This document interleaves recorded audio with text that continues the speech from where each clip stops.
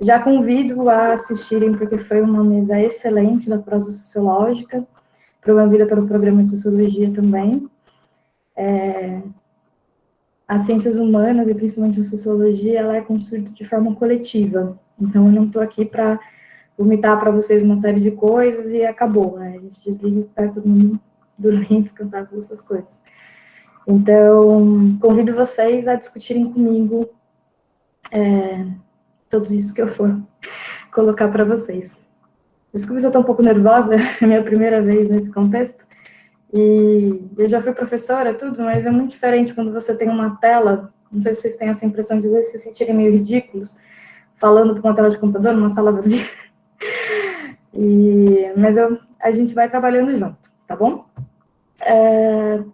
Eu queria começar, na verdade, falando sobre um contexto e uma discussão que ela tem largo fôlego dentro da sociologia, principalmente dos estudos de gênero, mas ele acaba sendo mal interpretado, né? E às vezes criar interpretações que eu acho talvez redutivas, né, nos contextos. E eu acho importante a gente começar falando sobre isso, porque eu acho que não dá para imaginar o trabalho emocional sem entender as relações de gênero, raça e classe, né, articuladas, e às vezes, em vários contextos, outros marcadores de diferença, como, por exemplo, a idade, né. E a gente vai falar isso mais para frente, sexualidade também é um marcador muito importante, e a gente vai falar sobre isso depois. Mas os dois conceitos que eu estou falando é a interseccionalidade e a consubstancialidade, né?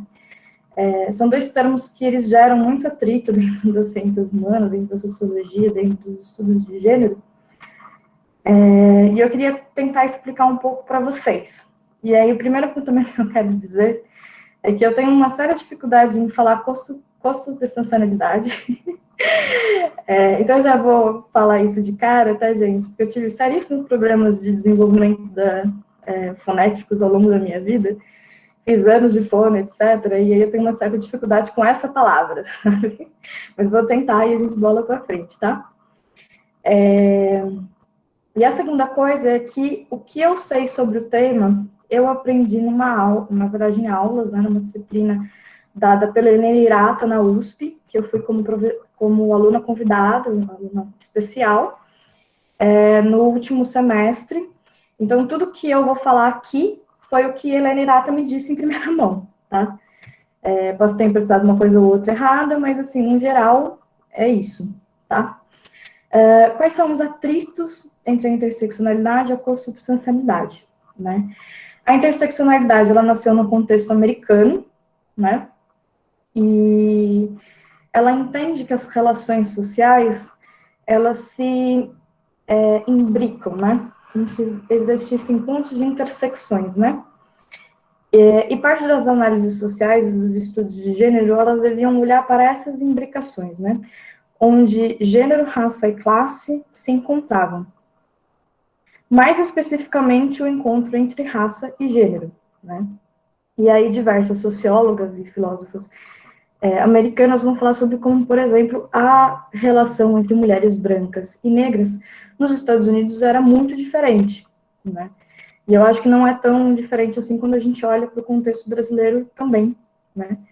E a gente vai falar um pouco sobre isso no trabalho emocional também. E a consubstancialidade, ela surgiu na França, através das materialistas francesas. Eu tenho um pouco mais similaridade com o debate, principalmente porque eu quero que a área que eu estudo é muito das materialistas francesas.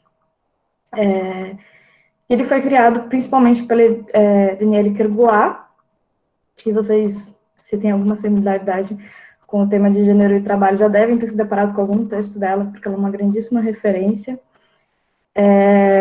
E ela vai dizer exatamente que não são exatamente imbricações, né?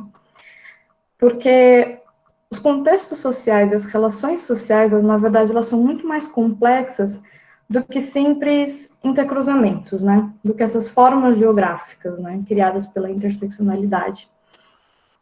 E que a gente deveria olhar para esses contextos de uma forma ampla, dinâmica, não estática, sempre olhando para o contexto, sempre olhando para as relações sociais, com relações de trabalho, relações de gênero, e a divisão sexual do trabalho, principalmente, né?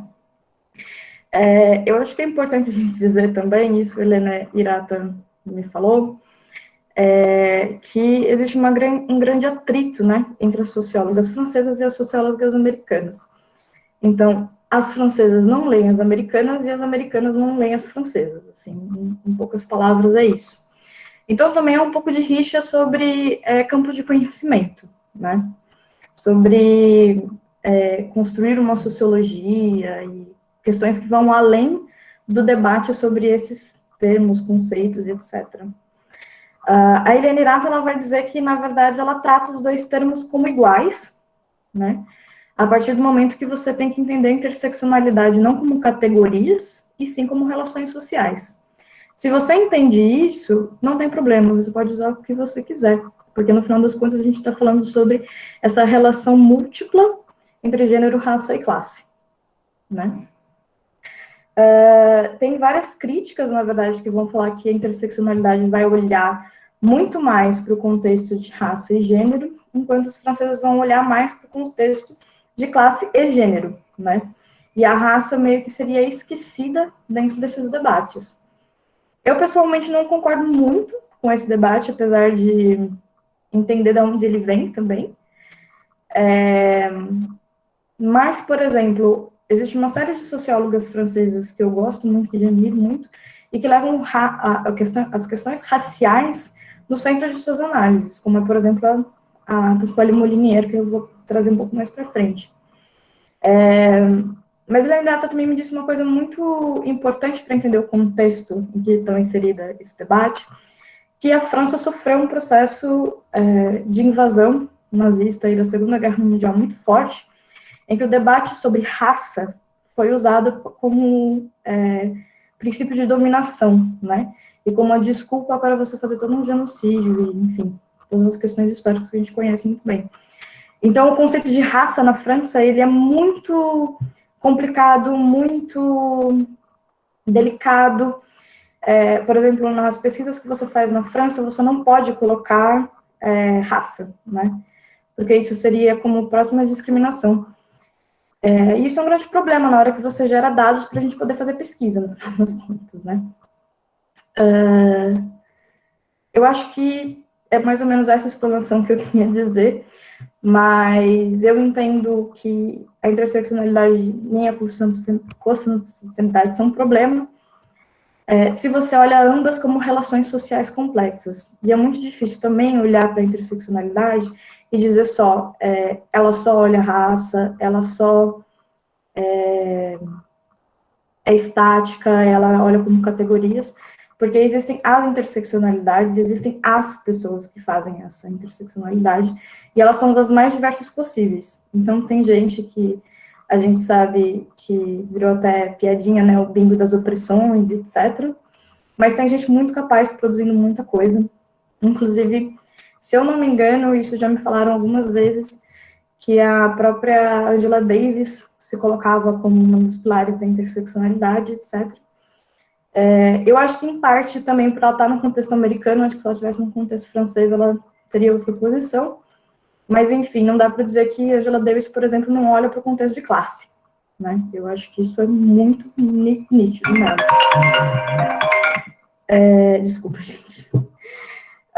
Vamos começar falando um pouco sobre trabalho emocional, então. Vou fazer um pouco dessa rápida explanação aqui. O trabalho emocional... só um pequeno parênteses, gente. Eu acho que vocês devem ter recebido o convite para o Drive que eu fiz, tá?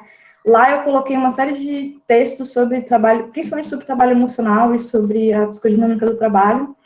São textos que eles não são tão fáceis de achar, que eu fiquei garimpando durante muito tempo na minha pesquisa.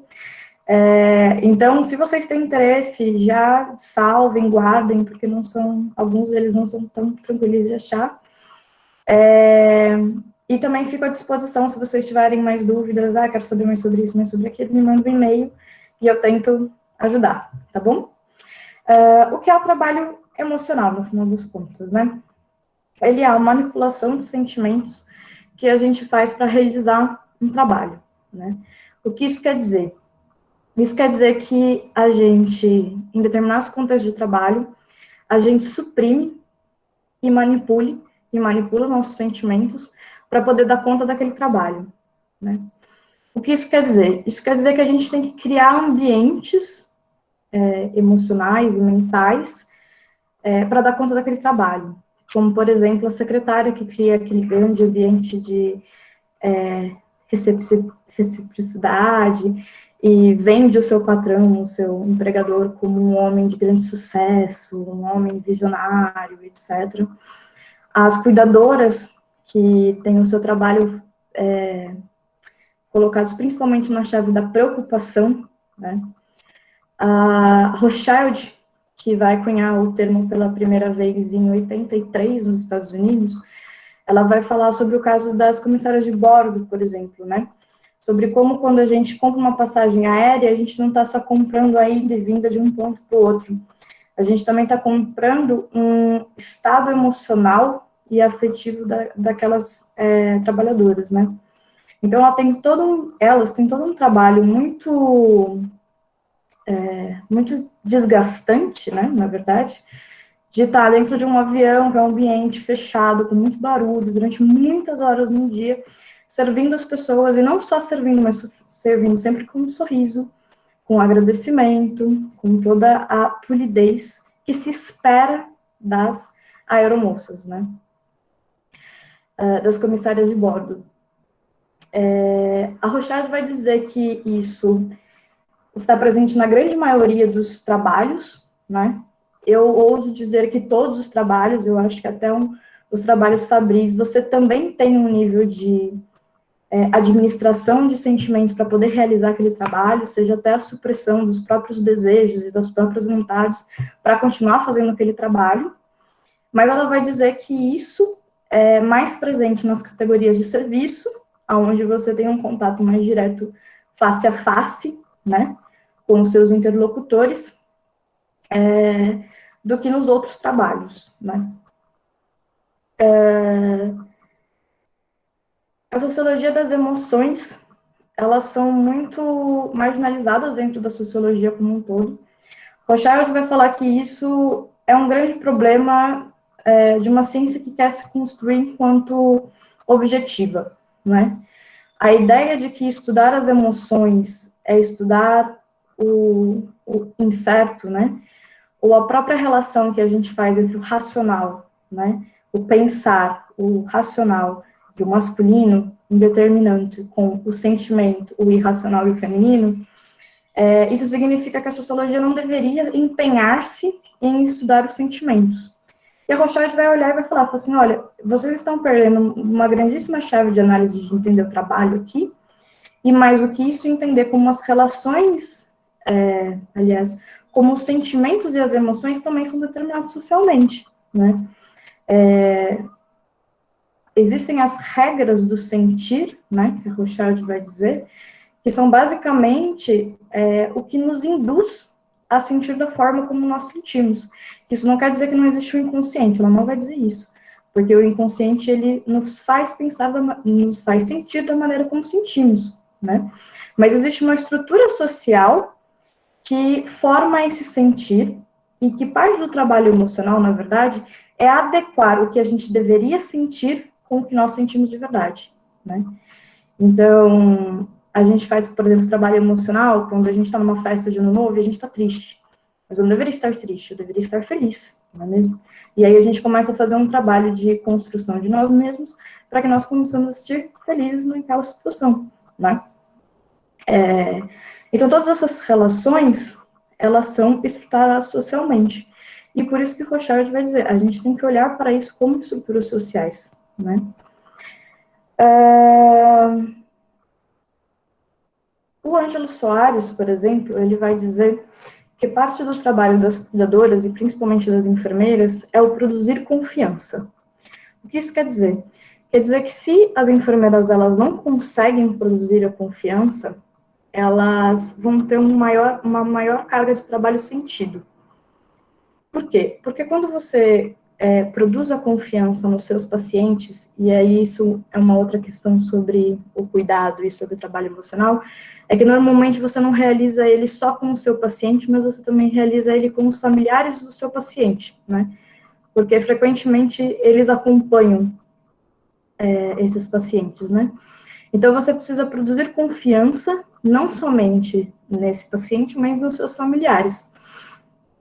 Se elas conseguem produzir confiança, elas conseguem produzir sentimentos de empatia, de amizade, que por sua vez pode impedir o abuso, o ódio e a violência, né? Quando elas não conseguem fazer isso, ou seja, quando não é produzida confiança, elas se sentem mais desgastadas durante o percurso do dia, né? E o Ângelo Soares vai dizer que, na verdade, isso não pode ser entendido só numa chave de gênero, porque a gente está falando de uma categoria que é composta 80% no Brasil por mulheres, e que tem a sua estrutura toda partindo do gênero, né? A ideia do cuidar, a ideia do zelar, a ideia do produzir confiança, está muito atrelado ao que é o feminino e as aptidões femininas. Ele vai dizer que existe ainda outras questões imbricadas nessa relação, né? Não simples produzir confiança, né? Que são as relações raciais, principalmente, que ele falou que ele aborda, né?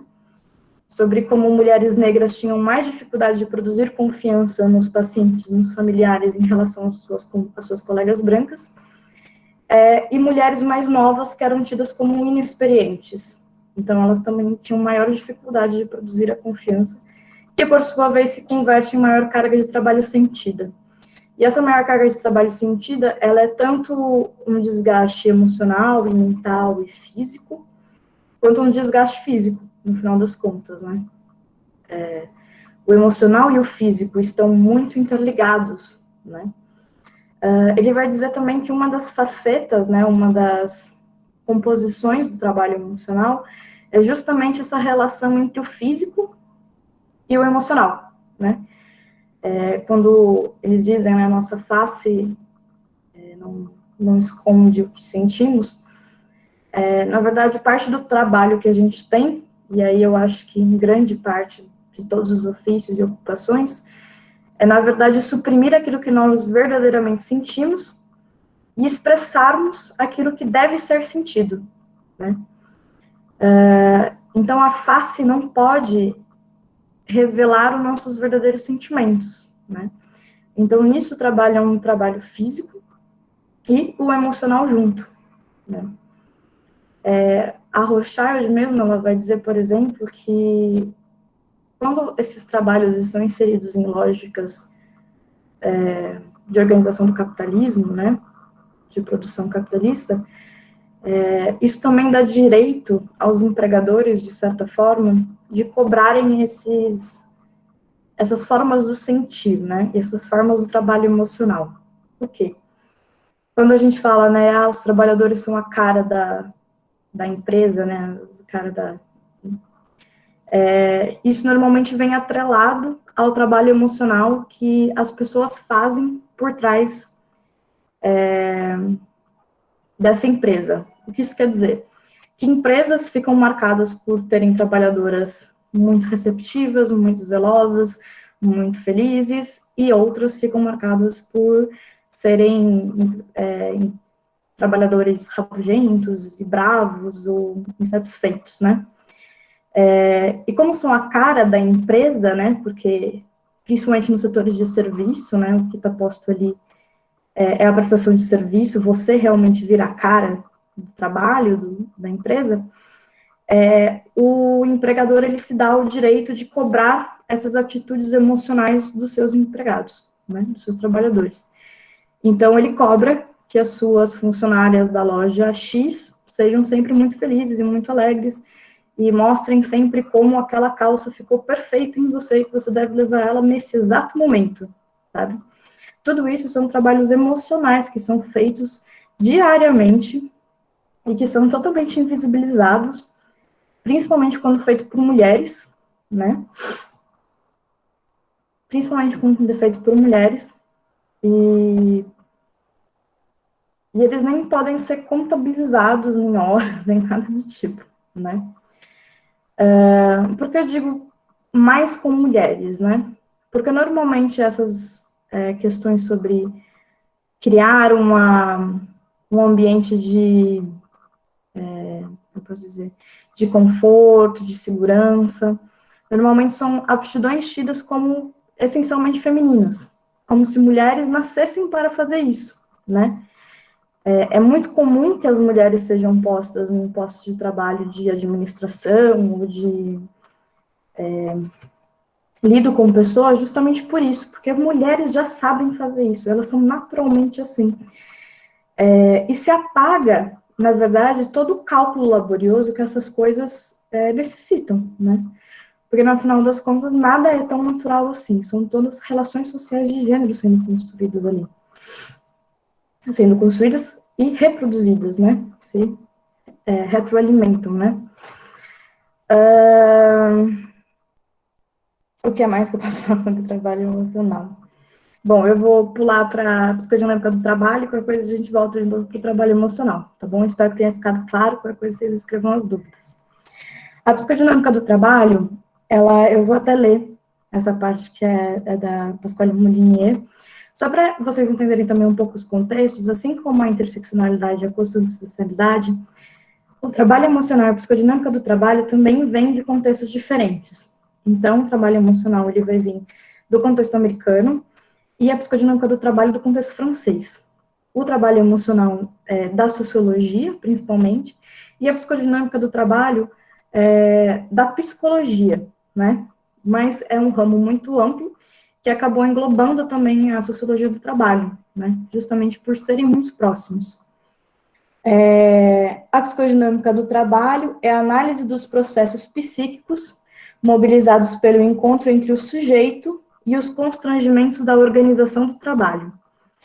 Isso quer dizer que a psicodinâmica do trabalho ela não vai tratar só apenas o trabalho emocional, isso é parte da psicodinâmica do trabalho, mas ela vai trabalhar uma gama imensa de questões que perpassam a psique do trabalho, né? O que eu quero dizer com isso, né? Os prazeres, as felicidades, o ódio e até o suicídio nos locais de trabalho, por exemplo, que é um grande problema na França. Então, a psicodinâmica do trabalho, ela tem esse aspecto mais amplo, né? E entre eles, vai debater o trabalho emocional, tá?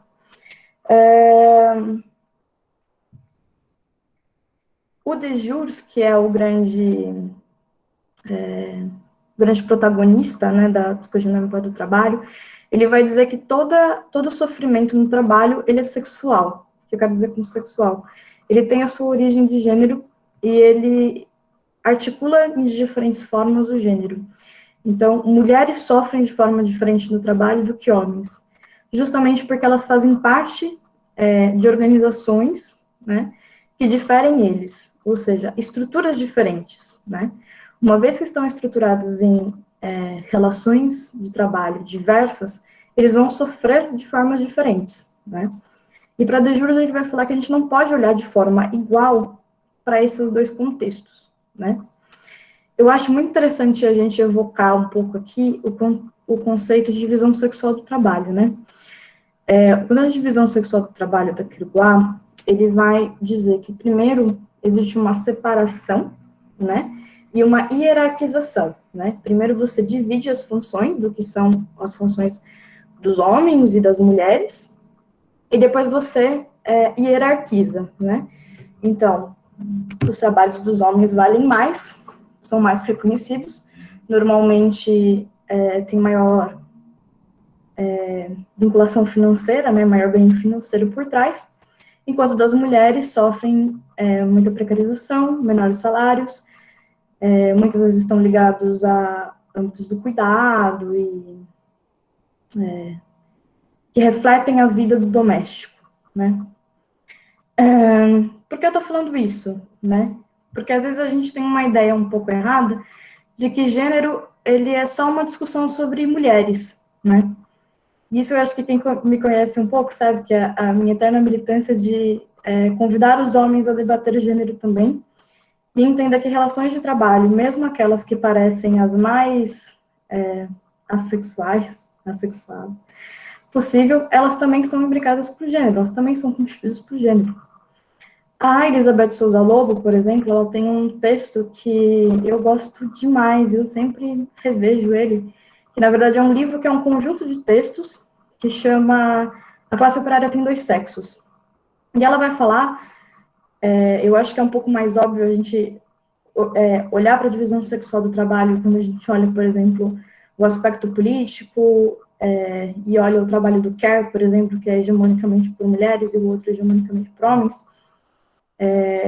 mas olhar dentro da fábrica, e eu acho que isso é o grande olhar da Elizabeth Souza Lobo, que é olhar um processo de chão de fábrica mesmo, que é o mais tradicional possível dentro do marxismo, e falar, olha aqui você tem relações sociais de gênero. Por quê? Aonde as mulheres estão concentradas dentro dessa cadeia produtiva? Nos trabalhos que são repetitivos, altamente repetitivos, e de controle de qualidade, né? Remetendo diretamente aos trabalhos domésticos, novamente, né? E os homens nos trabalhos que têm a melhor força bruta, né? E é muito interessante porque ela vai perguntar para uma das mulheres que faz parte dos trabalhos de força bruta, né? Se ela acha que né, para poder desempenhar aquela força física.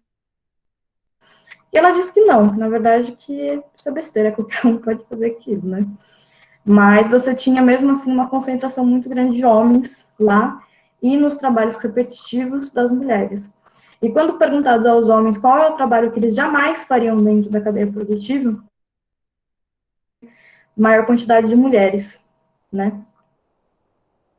Debate muito interessante que a Nádia Guimarães, que também é uma grande referência para mim, e a Helena Irata fazem, que seria ou é feminino justamente por ser precário e ninguém mais quer, né? Acho que tudo depende de contexto e de análise, né? Mas em alguns casos cabe muito bem.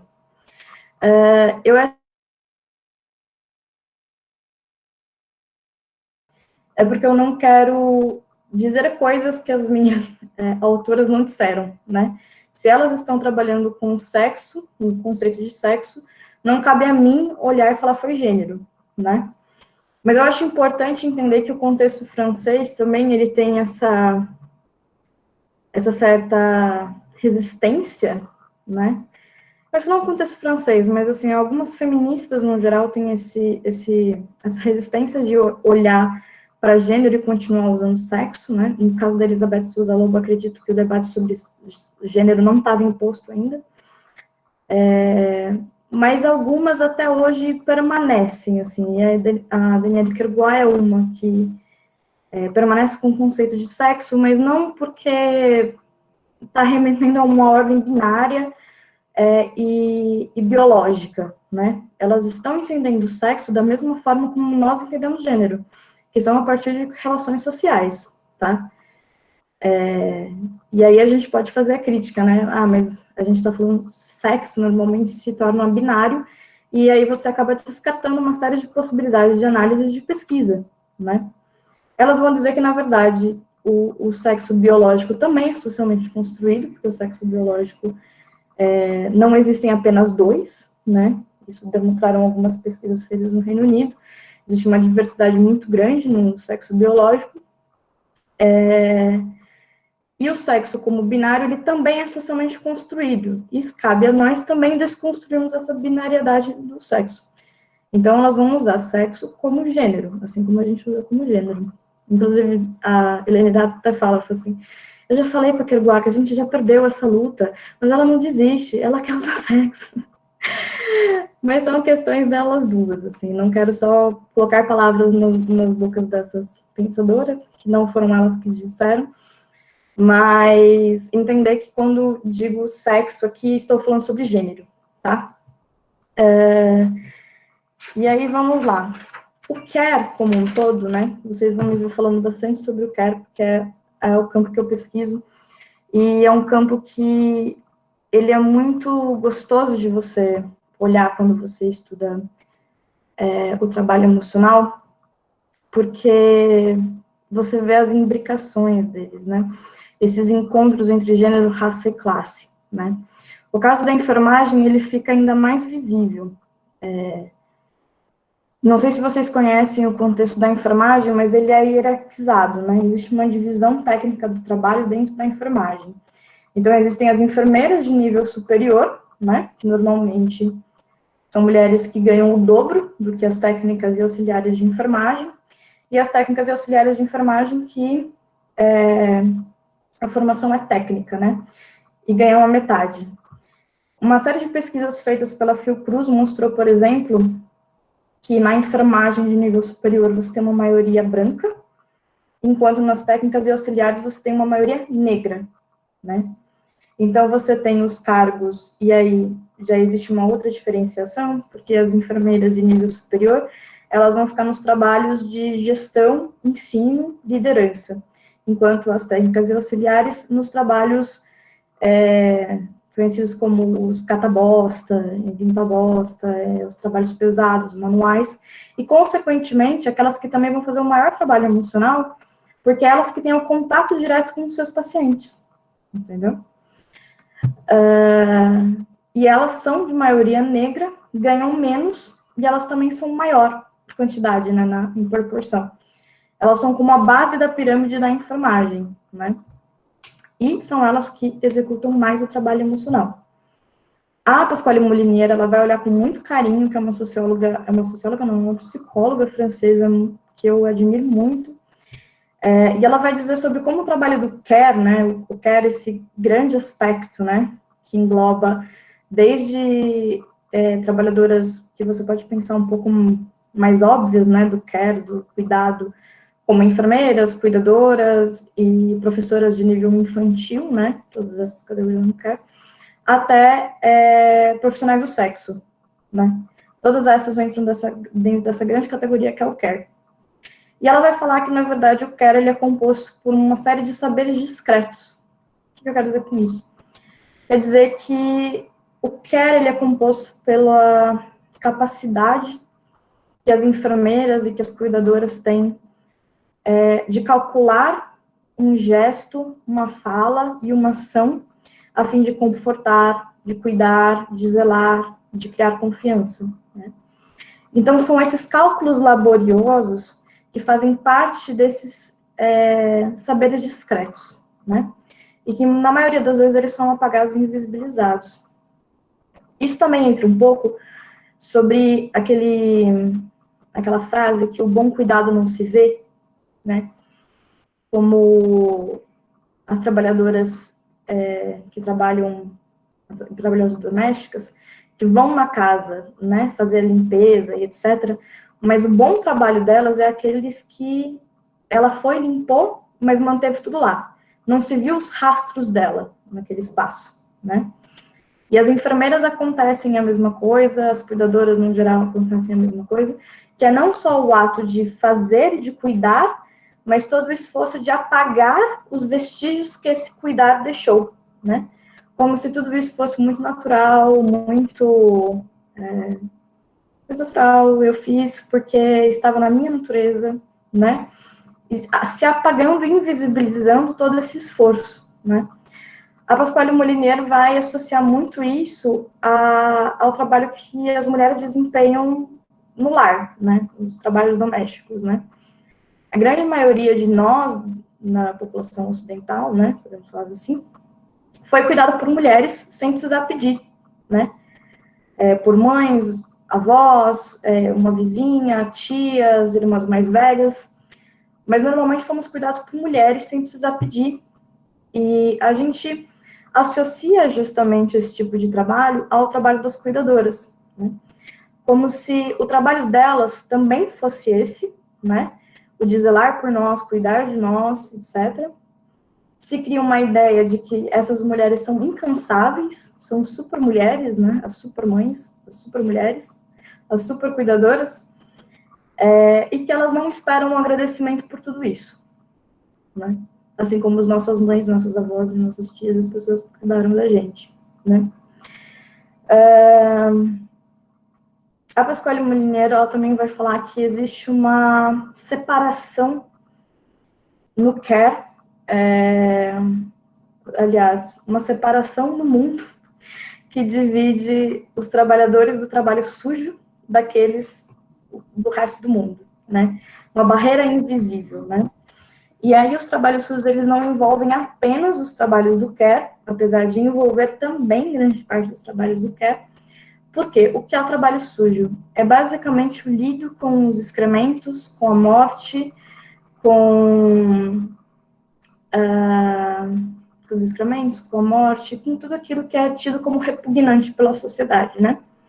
Então, se cria uma barreira invisível entre os trabalhadores e as trabalhadoras que trabalham com o trabalho sujo e o resto do mundo.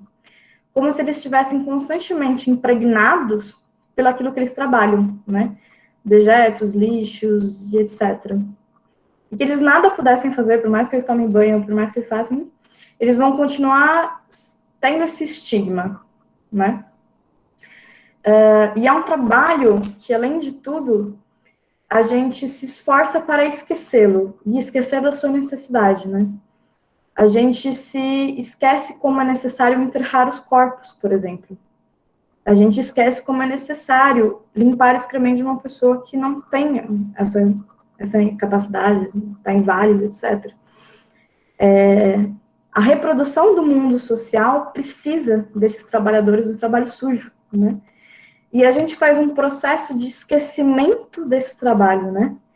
Ao mesmo tempo que ele é vital, a gente faz um processo de esquecimento, né?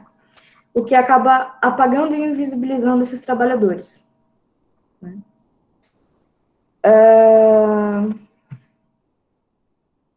As enfermeiras, além de tudo, elas devem se anular, né? E aí eu acho que vale para quase todos os tipos de trabalho emocionais, né? Ou trabalhos que envolvam o trabalho emocional. Por quê? Porque está na capacidade de, mesmo você se sentindo frustrado, mesmo você se sentindo cansado, mesmo você tendo tido uma série de problemas na sua casa, você tem que chegar no seu trabalho e dar o máximo de si, estar sempre sorrindo e dar o máximo. Nesses momentos os coaches entram, né, para mostrar para a gente o quanto a gente tem que ser inovador e entusiasmático e etc., né, nos trabalhos. Tá no trabalho da gente se anular, né, nossa, me travou totalmente, mas apagar a nossa subjetividade e fazer esse trabalho, né, e essa parte do apagar a sua própria subjetividade, muitas vezes se dá no corpo também, né, sobre como as enfermeiras, elas devem ser bonitas, polidas, estar sempre com as unhas aparadas, os cabelos muito bem presos e arrumados, alguma maquiagem, mas não uma maquiagem que seja pesada demais, entendeu? Porque elas não podem ser confundidas com prostitutas, né? Pensando já num passado da enfermagem, né, que elas foram tidas como as prostitutas, né? Isso é nos mais diversos trabalhos de serviço, né? Quando você trabalha com outras pessoas, não pode ter piercing, não pode ter cabelo colorido, não pode isso, não pode isso, não pode isso, não pode usar o brinco que você quer, não pode usar o cabelo que você quer. E tudo isso acaba anulando a sua própria personalidade, a sua própria psique, em busca do trabalho, né? Em busca daquela remuneração. E o seu empregador muitas vezes age como esse sujeito inibidor na sua própria personalidade, né? O trabalho das enfermeiras também, ele é muito composto pela compaixão, e aí a Pasquale vai dizer que a compaixão, ela é literalmente sofrer com, né? Isso quer dizer que a gente tem que se colocar no papel daqueles pacientes e daqueles familiares, etc., e sofrer com eles. Essa é a parte do trabalho da enfermagem.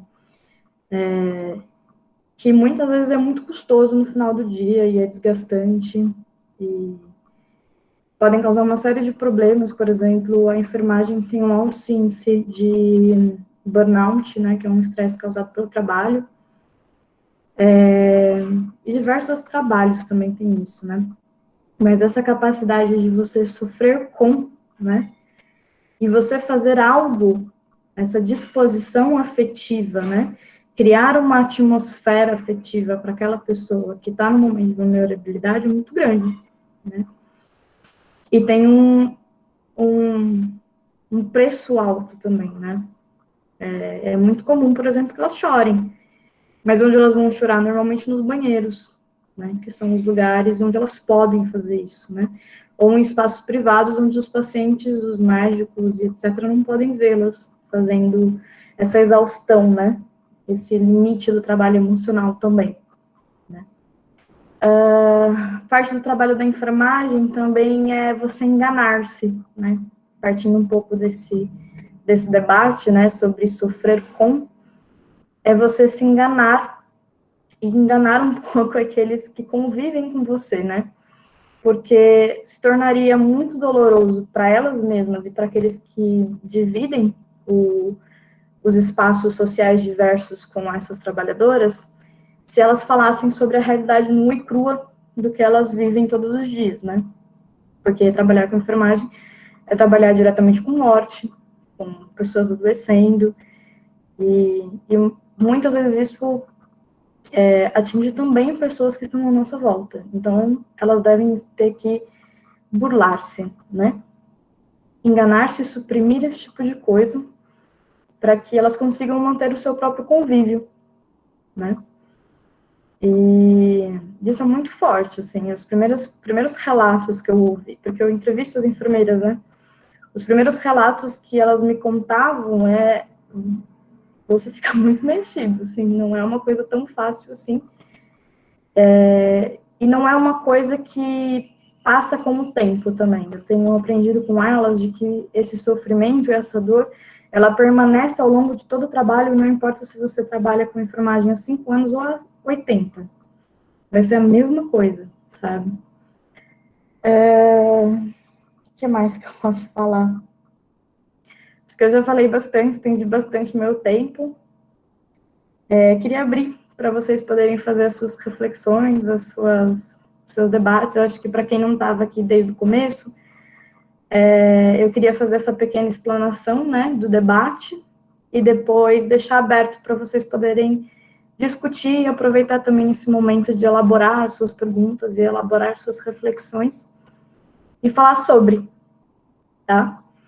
Então, vou mutar um pouquinho meu microfone e vocês fiquem à vontade. Acho que Bianca pode ajudar a gente aqui na organização das falas. Acho que vocês podem fazer um esquema de se inscrever. Gente, vocês podem ir se inscrevendo, que eu vou estar anotando aqui, tá? E aí eu fico responsável pela ordem das falas. E a Carolina Alencar, ela já se inscreveu, então pode falar. Oi, gente, boa tarde. Eu sou a Carol, eu sou pesquisadora de migrações internacionais a partir da perspectiva de gênero na Unifesp. Vocês conseguem me escutar?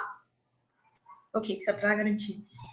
De gênero na Unifesp e, enfim, eu acho que pelo fato da gente pesquisar gênero, a gente acaba chegando nessas discussões sobre cuidado e sobre trabalho afetivo. Então, muito obrigada pelo mini curso. Eu acho que o contexto da pandemia tem reforçado, né, a necessidade da gente estar com essas discussões. E eu não queria trazer muito a minha experiência como pesquisadora, eu quero trazer mais como trabalhadora mesmo, né? Eu trabalho no terceiro setor e eu acabei recentemente de sair de uma instituição em que eu trabalhava com atendimento de sócios, né? De pessoas que faziam doações para a ONG. A gente trabalhava com imigrantes em alta vulnerabilidade, não exatamente com imigrantes, mas trabalhava para eles, né? Por conta das doações. E a minha chefe, ela era ela é das relações públicas. Então, a questão da emoção e a maneira como a gente deveria criar a relação com os sócios, com os doadores, era justamente da confiança e de uma relação de afeto, né? Quanto mais você tem afeto pelos seus clientes, mais você recebe de volta do que diz respeito a recursos financeiros, enfim, que o mundo do capital necessita. Justamente por eu estar com atendimento às doações, eu acabei adoecendo, assim. E eu comecei a adoecer e eu ainda entendia porque eu estava adoecendo. Porque não era um trabalho de grandes esforços físicos, né? Tipo, eu estava em casa, com home office, enfim, mas que eu tinha que fazer atendimento todos os dias e estar sempre feliz, estar sempre bem receptiva para as necessidades dessas pessoas. Só que o aumento do trabalho com a pandemia deu uma crescida por conta da crise econômica, então a carga de trabalho aumentou em um nível em que eu não conseguia nem mais dormir, nem mais me alimentar, assim, eu deixava de me alimentar para conseguir responder a demanda que a organização estava exigindo. E é muito intrigante, assim, por mais que você seja pesquisador, né, e eu fico pensando muito na posição das informações que a gente tem no âmbito da produção de conhecimento. Por mais que a gente tenha acesso a esse conhecimento do trabalho afetivo, da exploração do capital, das relações de dominação, especialmente por eu ser uma mulher trabalhando com atendimento e ser nordestina, né, que era sempre a fofinha, a engraçada, a receptiva, enfim, vários estereótipos que os meus colegas de trabalho, a maneira como me viam, né, como isso estava atrelado à dominação e nível de precarização em que eu estava colocada. Eu trabalhava 40 horas semanais e eu ganhava bem menos do que uma bolsa de mestrado, né, porque eu ainda recebo bolsa, para a gente ver o nível do que é exigido do que você recebe, e eu não conseguia me ver naquela posição.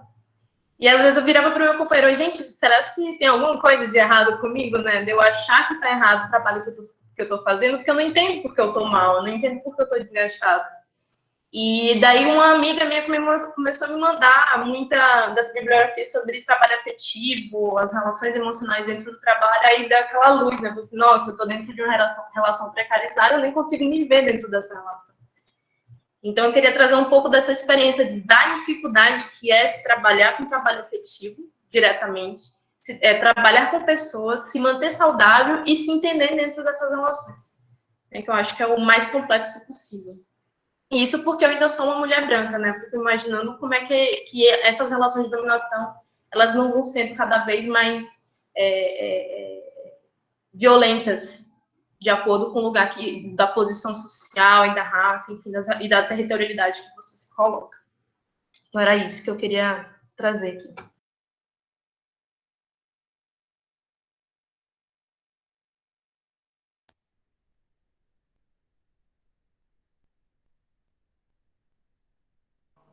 Bom, já que ninguém se inscreveu, queria aproveitar, primeiro agradecer pelo seu relato, muito tocante.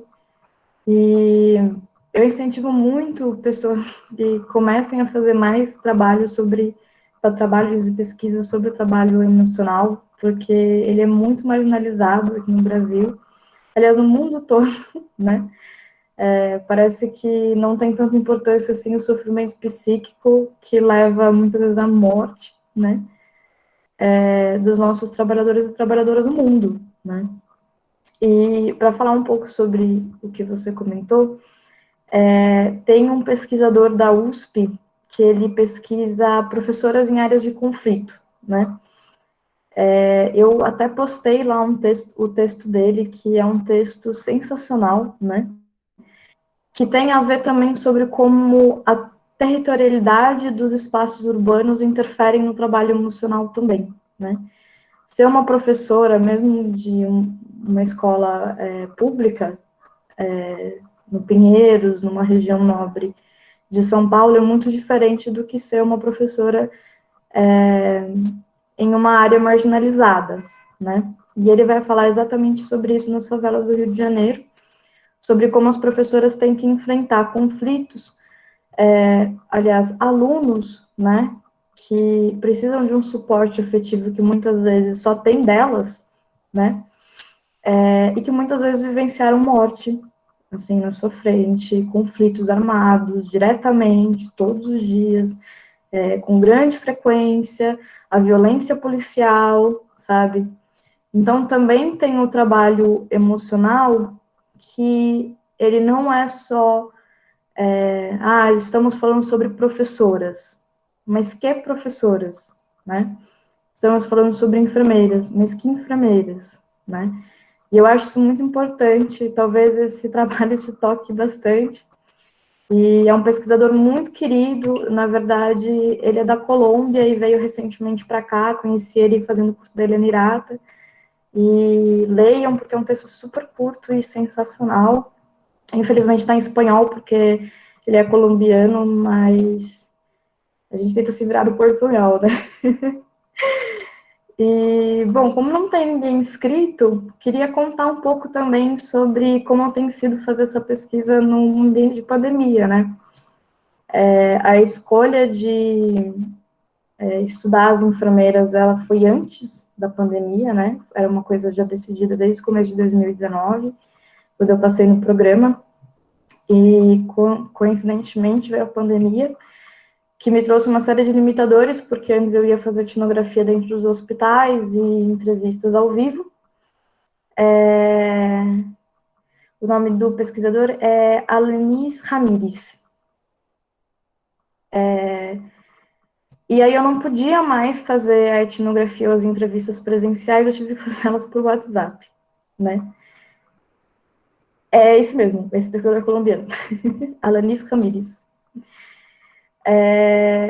Só que eu tive que começar a fazer essas entrevistas por WhatsApp, e elas começaram a me relatar muito sobre... Peraí, deixa eu escrever.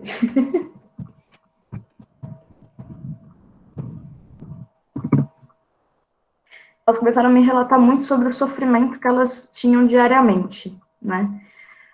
Por quê? Porque elas não tinham medo só de se infectar, né? E, enfim, a gente sabe que a morte e as infecções entre as profissionais da saúde, os profissionais de saúde, são maiores do que da população no geral, porque eles têm um contato mais direto, e principalmente as técnicas e auxiliares de enfermagem, que têm um contato muito mais direto e frequente com os pacientes, mas elas não tinham medo só de morrer, mas de levar o contágio também para suas famílias, né?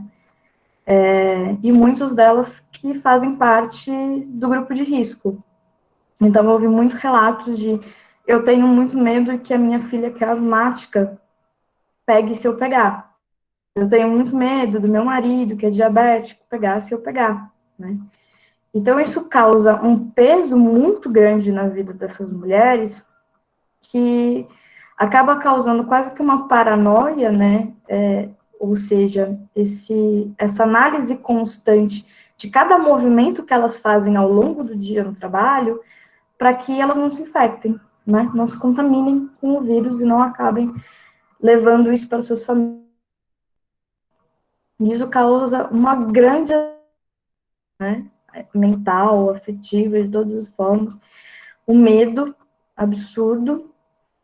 E uma outra coisa que eu comecei a reparar também é que existe uma dupla dinâmica na sociedade como um todo, que era, ao mesmo passo que a gente olhava para essas mulheres como grandes heroínas, né, e aí vieram as hashtags, né, os heróis da saúde, lute como uma enfermeira, tiveram vários artistas que fizeram várias homenagens, teve o governo americano que soltou a frota aérea lá para homenagear os profissionais da saúde, teve músico nos telhados dos hospitais. Então, teve uma grande construção narrativa dessas mulheres enquanto as heroínas, a linha de frente, né? Ao mesmo passo de que elas se tornaram o contágio nojento, o sujo, e aquilo que deveria ser apartado da sociedade. O que eu quero dizer com isso? Foram tidos vários casos de agressão no metrô de São Paulo contra a presença delas. Então, teve pessoas que arremessaram marmitas, teve pessoas que filmavam elas e pediam para elas saírem dos vagões, porque elas iam infectar eles. Teve mulheres fazendo sinais da cruz enquanto elas passavam, como se elas fossem algum tipo de morte certa. No México, a coisa ficou ainda pior, porque houve as agressões físicas muito grandes, assim, de quebrar dedos de trabalhadores da limpeza dos hospitais, de jogarem cloro numa médica que passeava com o cachorro dela, de impedir que enfermeiras adentrassem em seus vilarejos, porque elas seriam uma fonte de contágio lá dentro, né? Então, nessa dupla dinâmica em que elas são as heroínas, né, elas também são as sujas e as contaminadas, né? É uma disputa narrativa em cima dessas mulheres muito forte, né? E talvez hoje a gente tenha até deixado um pouco de lado a história da heroína, porque, enfim, a gente está num contexto político muito diferente, né? Em que, enfim, nem existe, né? É só uma doencinha, né? É só uma gripezinha. É só tomar cloroquina, não tem segredo nisso, né? Eu acho que é um pouco isso que eu tenho encontrado na minha pesquisa, e é muito triste, na verdade. E eu vou publicar agora um artigo que vai sair, acho que mês que vem, no e-book do IFISH, exatamente sobre essas questões e trazendo as entrevistas com as enfermeiras. Já convido vocês para poderem ler. Mas falando um pouco também sobre como é fazer essa pesquisa no contexto da pandemia, que é muito diferente de qualquer contexto. Eu acho que o trabalho emocional, ele foi levado por lançado, né, por uma questão muito diferente, né. E se a gente for pensar até sobre o trabalho que, por exemplo, a nossa amiga, desculpa, Carolina, né, e na verdade todas as pessoas que estão trabalhando no home office, né, o que é fazer um trabalho emocional, né, um trabalho que você precisa muito do seu emocional, conciliando isso com os afazeres da casa, os afazeres domésticos e os espaços da casa, e filhos e crianças, né? Se antes a divisão entre lar, né, o trabalho doméstico e o trabalho assalariado, nunca foi rígido, né, nunca foi para as mulheres, né, essa muralha que às vezes se pinta, muito menos, né, porque a gente levou o trabalho para o ambiente doméstico, né, aquelas, por exemplo, que tinham essa divisão, né. Então, o trabalho emocional, ele está cada vez mais difícil, né, e mesmo professoras, né, o que é fazer um trabalho emocional quando você está olhando a telinha de um computador que muitas vezes está com a câmera desligada, mas que você precisa fazer porque você sabe que aquela pessoa está precisando de um auxílio, né, está precisando se sentir integrante daquela sala de aula para conseguir participar e fazer as coisas. Num ambiente de pandemia, que não está ninguém bem, sabe? A gente tem que ser bem sincero com isso, que não está ninguém bem, e ela não está bem, mas ela deve suprimir todas as suas emoções e olhar para aquelas pequenas telinhas e lidar com a vida doméstica e fazer o trabalho, né? Mais alguém gostaria de se inscrever? Porque senão a gente encerra. Não fiquem tímidos.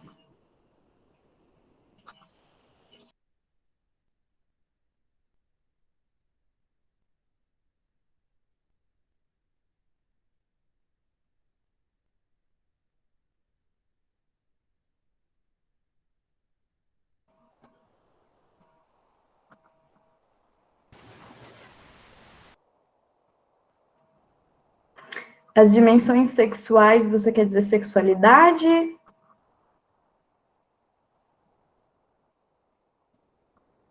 Você quer dizer sexualidade ou gênero? As constituições de gênero. Olha, isso também infere diretamente no trabalho emocional e no trabalho sujo, né? Por quê? Lidar diretamente com os excrementos e lidar com os órgãos, assim, as partes íntimas das pessoas e as genitárias, constantemente é visto como um trabalho sujo, repugnante, e aquilo que se evita fazer, né? Normalmente, esses trabalhos, eles também são jogados, né, empurrados para a hierarquia mais baixa, né, ou seja, as técnicas e auxiliares de enfermagem, né. Dificilmente você vai ver uma enfermeira de nível superior, e aí, de novo, técnicas e auxiliares de enfermagem de maioria negra, fazendo o trabalho de limpar, né, de limpo tanto geral quanto especificamente das genitárias ou dos excrementos, etc., né. A Pasquale Molinier, ela vai falar um pouco sobre essa questão, sobre como, por exemplo, quando as enfermeiras, elas vão limpar os órgãos íntimos dos homens, frequentemente eles têm uma ereção, né. Isso é bem comum, isso, enfim, é um processo normal, que eu acho que às vezes independe da pessoa sentir atração sexual pela enfermeira ou não, né? Mas acontece essa ereção. E a Pasquale Molinier, ela vai falar sobre como existe um trabalho emocional para que as enfermeiras não expressem o constrangimento daquela situação.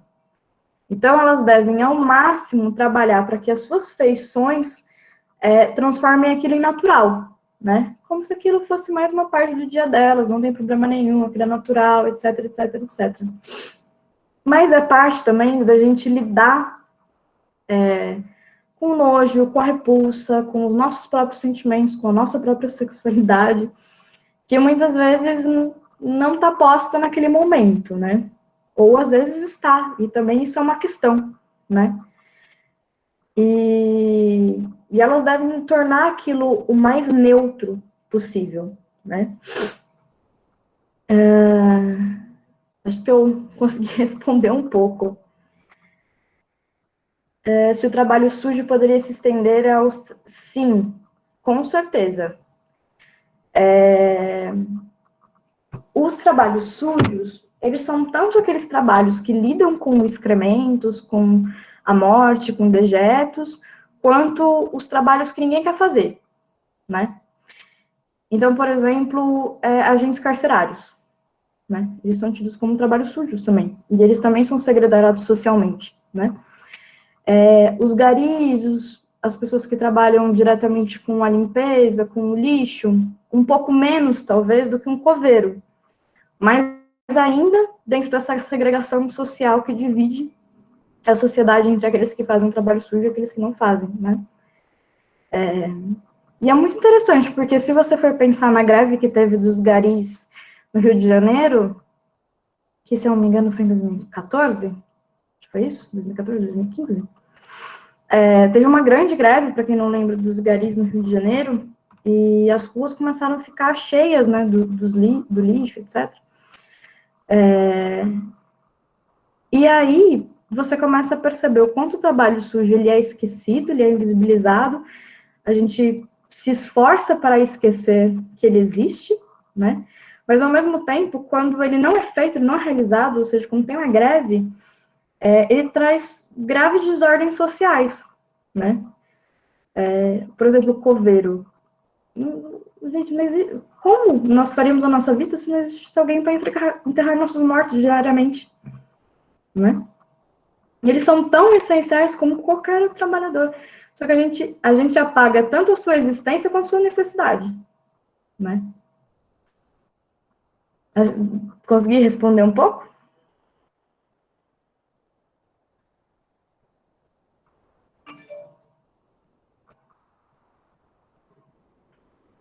Mais perguntas, gente?